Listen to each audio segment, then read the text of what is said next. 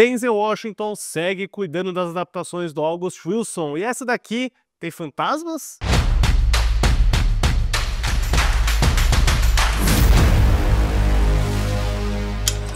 Olá, fãs da Sétima Arte, meu nome é Lucas Nascimento e esse é o Lucas Filmes, e hoje eu tô aqui para falar sobre Piano de Família, novo filme que marca a estreia do Malcolm Washington, que já está disponível na Netflix. Mas antes eu pedi para você curtir esse vídeo, se inscrever no canal e ativar o sininho para não perder notificação dos próximos vídeos. A partir de 2015 e 2016, que é período onde o Denzel Washington começou a se meter mais com produção e direção de seus próprios projetos, ele embarcou meio que numa missão pessoal de proteger o legado do August Wilson, né, um grande dramaturgo americano que especialmente contou muitas histórias sobre vidas negras, sobre esse legado dos Estados Unidos. E o Denzel Washington, né, a partir de 2016, com a adaptação dele do Fences, que é Um Limite Entre Nós, meio que se envolveu na produção de diversas outras obras dele, e ele diz, né, o Denzel Washington fala bastante em entrevistas, que grande parte do resto de carreira dele vai ser dedicado a segurar a tocha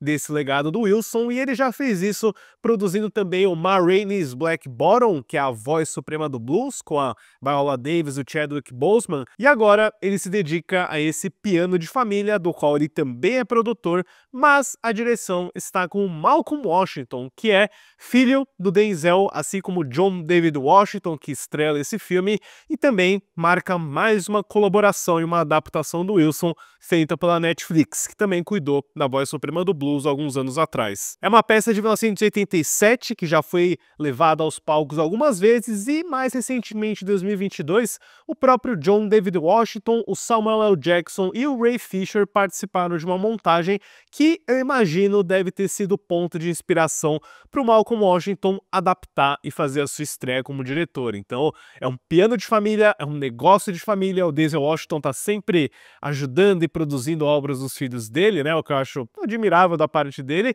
E a gente tem aí o Piano de Família, que chegou no catálogo da Netflix na semana passada, meio que sem alarde algum, né? Eu me lembro no começo do ano, quando a gente ouviu falar dessa adaptação, de que seria um dos jogadores do Oscar da Netflix, que seria o Oscar do Samuel Jackson finalmente. E olha, assistindo o filme assim, na minha opinião, eu acho que é um resultado bem comum. Eu acho que ele não escapa de outras armadilhas e adaptações do August Wilson, que é o famoso teatro filmado. Porém, o Piano de Família me chamou a atenção pelo trabalho de direção do Malcolm Washington, que eu achei bem acima da média, e pela inesperada presença de elementos sobrenaturais. A história do filme é ambientada em 1936, seguindo a disputa entre Boy Willie, vivido por John David Washington, e sua irmã Bernice, vivida por Danielle Deadwyler, para decidir o que fazer com o antigo piano de seu pai, que foi deixado como herança e supostamente carrega uma maldição. Pois é, você não ouviu isso errado, e eu até surpreendi alguns amigos meus quando eu falei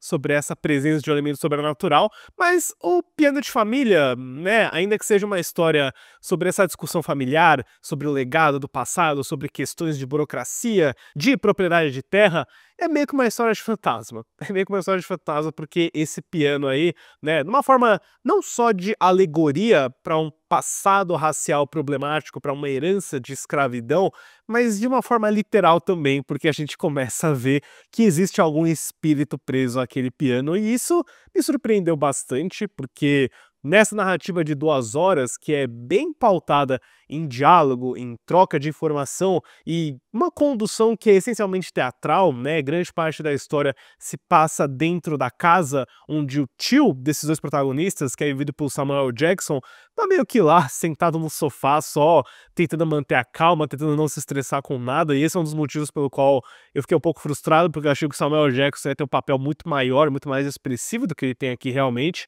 mas não, é de fato um show do John David Washington, do Ray Fisher também, né, o ciborgue da Liga da Justiça, fazia tempo que eu não via ele em cena, e especialmente da Danielle Deadwyler, que faz a Berenice. Ela é meio que a mulher que tá tentando lidar com tudo isso, é ela quem não quer vender o piano do pai, enquanto o Boy Willie do John David Washington é um cara mais esquentado, mais oportunista, ele quer vender o piano para ter dinheiro e comprar um lote de terra, que era o sonho do pai dele também, né, então esse é o grande conflito, é daí que vai sair as maiores disputas dramáticas, os maiores shows de intensidade, assim, e é tudo bem na linguagem do teatro, e isso acaba sendo um problema pra mim, porque cai na categoria do teatro filmado, onde diversos filmes com essa proposta, o próprio Voz Suprema do Blues, né, alguns anos atrás, A Baleia, do Darren Aronofsky também, acabam presos aí nesse pretexto, onde parece que é muito do teatro e você tá vendo só uma câmera acompanhar tudo isso. Isso acontece durante boa parte do filme e ainda mais quando os dois primeiros terços estão bem pautados nessa disputa familiar, nessa dramaticidade exagerada, nos sotaques que eu considero um pouco cartunescos também. Porém, o filme ele ganha bastante quando o Malcolm Washington começa a explorar habilidades um pouquinho mais cinematográficas, né? Primeiramente, eu fiquei bem encantado em ver que o trabalho de fotografia do Michael Dulaukes, junto aí com o Malcolm Washington, é bem vibrante. O filme começa com um flashback numa noite de 4 de julho, onde toda a cena noturna é banhada por luzes fortes vermelha e azul, né? São as cores da bandeira americana, isso já tá te falando muita coisa, mas ele também vai pegar esse tipo de cor bem vibrante e até artificial, que você não vê no mundo real, e usar para corroborar esse elemento sobrenatural, né? Ele é um filme onde a noite é bem azulada do jeito que eu gosto, né? Você tem um interior bem quente e você vê a janela, uma luz azul vindo dela. Isso também